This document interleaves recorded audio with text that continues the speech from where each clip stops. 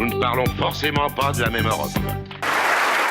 Merci de nous retrouver ici à Strasbourg, au Parlement européen, avec Philippe Lamberts, Katianine Landaburu et Jean Quatremer. Il est, pas toi, pas vous, il est le premier dirigeant européen à se rallier à cette idée défendue depuis longtemps par les fédéralistes européens, ça c'est vous. Emmanuel Macron, lors de sa visite à Athènes au début du mois, a plaidé pour la création de listes transnationales lors des élections européennes. Des listes transnationales, Kesako, Jean Quatremer de Libération nous en dit plus. Moi, quand on m'en fait trop, je correctionne plus. Je dynamite, je disperse, je ventile. Les élections européennes n'ont d'européennes que le nom. Elles sont juste organisées le même jour, mais elles ont lieu dans un cadre strictement national afin d'élire à la proportionnelle des députés qui iront représenter les citoyens de leur pays à Strasbourg. Certes, un parti peut désigner, pour faire plus européen, un nom national.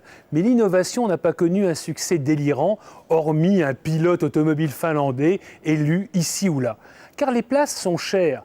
Il n'y a par exemple que 74 sièges pour les Français et les partis politiques nationaux ont plein de copains à placer, tant il est vrai que la compétence compte moins que l'entre-gens pour se retrouver au Parlement européen. Dans ces conditions, il ne faut pas s'étonner que les campagnes européennes ne portent que sur des thèmes purement nationaux et que les électeurs aient juste l'impression de participer à un sondage grandeur nature sans importance, comme les Français l'ont montré en élisant pas moins de 25 députés Front National en 2014. C'est pour sortir de cette logique nationale et créer un début d'espace public européen qu'on a imaginé les listes transnationales. Grâce aux europhobes britanniques, elles sont devenues réalisables. L'idée est d'attribuer les 73 places qu'ils laisseront vacantes le 1er avril 2019 aux partis politiques européens, comme les conservateurs du Parti populaire européen ou les Verts européens, au lieu de se répartir les dépouilles britanniques entre pays. Chaque citoyen aurait donc deux voix. L'une pour désigner les députés nationaux, l'autre pour désigner des députés transnationaux. Les thèmes de campagne seraient ainsi moins locaux puisque les partis européens feront campagne dans tous les pays en même temps. Et à terme, cela créera peut-être une classe politique européenne comme il existe une classe politique fédérale aux États-Unis. Il reste des questions à trancher avant que cette idée fédéraliste en diable se réalise. D'une part, combien de députés seront ainsi élus, puisque tout le monde a conscience qu'il faut donner davantage d'élus à plusieurs grands pays, dont la France, gravement sous-représentés au regard de leur population. 50 plus, c'est à voir. D'autre part, il faudra réunir l'unanimité des 27 pour changer les lois électorales. Et ça s'annonce coton. Trop sans doute pour que cette innovation ait une chance de voir le jour avant les élections de 2019. Vous pourriez vous présenter, vous prêchez pour votre paroisse. Je refuse de commenter. Ah, ça c'est un début de oui. C'était la chronique de Jean Quatremer.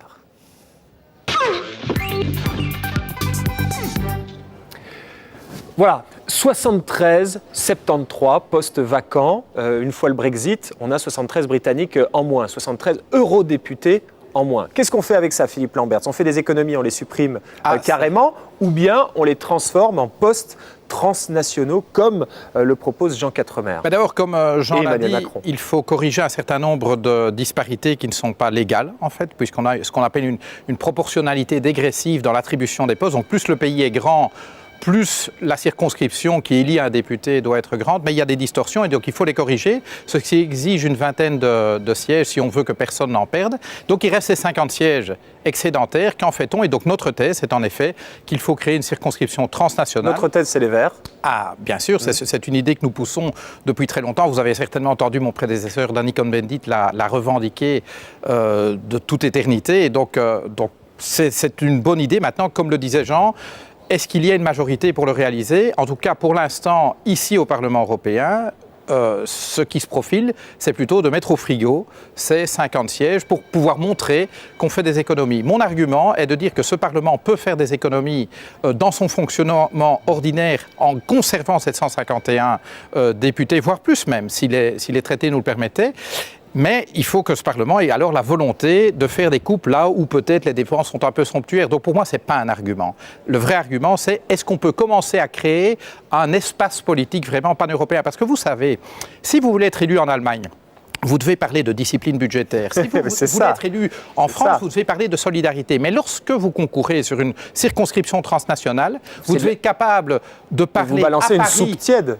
Pardon ? Est-ce que c'est possible? Justement pas. Est-ce que c'est possible? Vous êtes obligé de parler à la fois de solidarité et de responsabilité quand il s'agit de la zone euro, et aussi bien à Berlin qu'à Paris. Et ça, c'est l'exercice, je pense, qu'on attend de responsables politiques véritablement européens et qui ne parlent pas seulement à un petit bout de l'opinion publique en lui chantant la chanson qu'elle a envie d'entendre. Vous y croyez ça, Katia-Line? Alors, j'y crois. Si vous êtes à j'en Berlin, sais rien. vous parlez J'en le sais rien. berlinois. Moi, Si vous êtes à Paris, vous parlez le parisien. Effectivement, quand on est en France et quand on suit la campagne des Européens, on est un peu déçus. C'est que des débats franco-français. Et puis, je pense qu'il y a une vraie fenêtre d'opportunité. On a essayé déjà de faire la réforme, c'était en 2015. Les États membres s'y sont opposés parce qu'ils se sont dit on va perdre des sièges de députés. Il n'était pas encore question de Brexit à cette époque-là. Aujourd'hui, on a quand même une réserve de sièges qui permettrait de faire cette réforme. Mais moi, là, j'ai une question à vous poser, peut-être à vous deux. Je ne comprends pas très bien comment ça fonctionnerait. Il y aurait 2 catégories d'eurodéputés.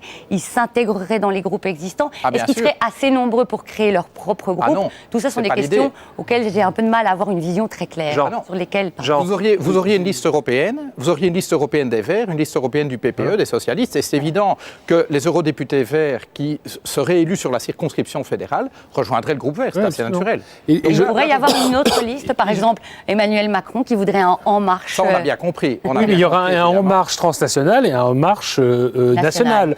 Et je crois que l'idée, c'est que des candidats à la Commission européenne, donc les devraient concourir, Spitzenkandidaten, concourir sur cette circonscription fédérale, c'est évident. Exactement, voilà. Donc on aurait... Voilà, fédéral. C'est quand même... C'est fédéral. Odieuse idée fédéraliste. Oui, et vous avez, là, c'est encore une fois, qui a sorti cette idée? Alors effectivement, ce sont les Verts, le groupe le plus fédéraliste. Qui l'a porté sur le plan politique au niveau des États? C'est Emmanuel Macron. Bien sûr. Eh ben, je trouve ça extraordinaire. Enfin, nous avons un chef d'État, et notamment un chef d'État français, un chef d'État français qui ne sont pas fédéralistes, par nature, les Français. Vous pouvez les chercher dans tout l'échiquier politique. Et là, on a un chef d'État. Les raisons qui motivent ça, mais Exactement. peu importe. Voilà, je dis bravo. Voilà. Oui. Voilà. Donc, la tête.